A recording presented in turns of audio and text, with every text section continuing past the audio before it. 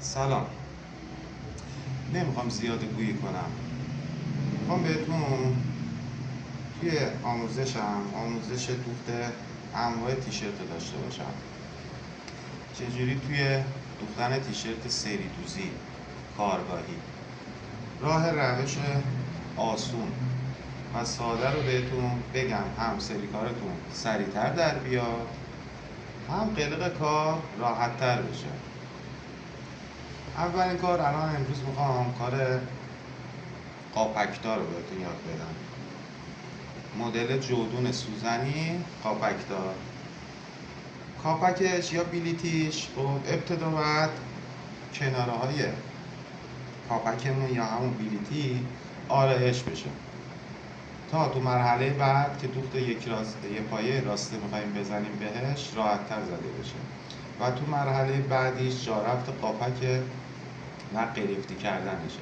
با این روش کارمون هم تمیزتر در میاد، هم به قول گفتنی سریعتر در میاد.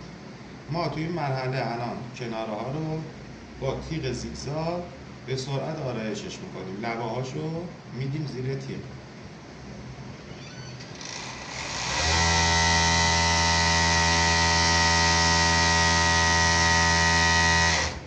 فقط دقت کنید که دقیقاً لب به لب لای چسبمون با نوک تیغ هماهنگ میکنیم که نه لایی زیر تیغ بره نه پارچه. به این شکل فقط نگاه کنید، به اندازه 1 میل لای چسب روشه، بقیهش پارچه است که رفته زیر تیغ.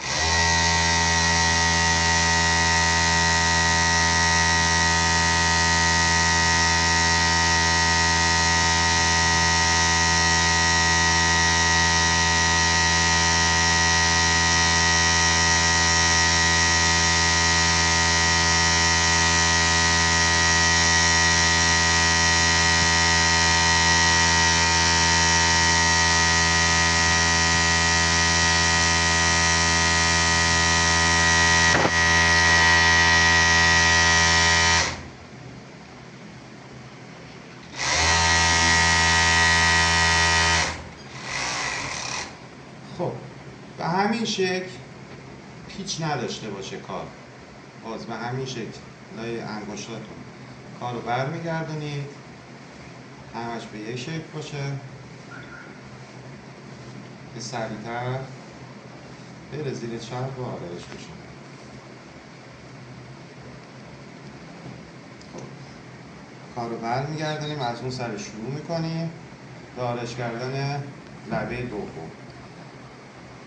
قبل از انجام کار اگه میخواید ترفندهای جدیدمون رو ببینید، ما هم حمایت بشیم، لایک، کامنت، سابسکرایب فراموش نشه. ما هم امیدوار بشیم به کار تا بتونیم ترفندهای خوبی رو برای آموزش به شما داشته باشیم.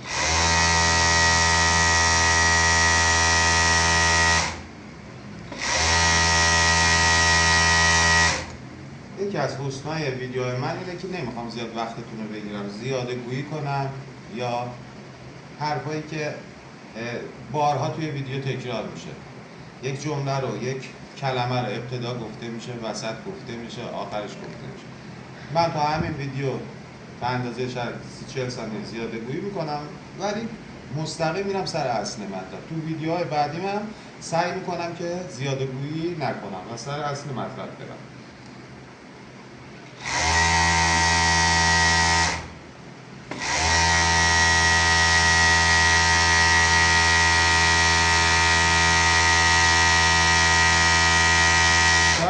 بعضی سوال باشه که الان چیکار میکنم، ابتدای ویدیو رو ندیدم.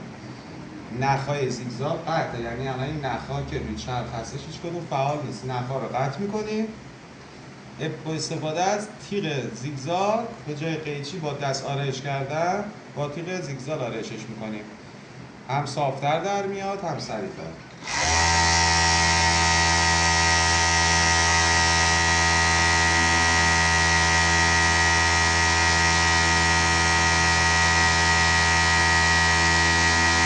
برای این که کارم اینجا جمع نشه، تلمبار نشه جلوی چرخ، یه پیچ بهش میدید.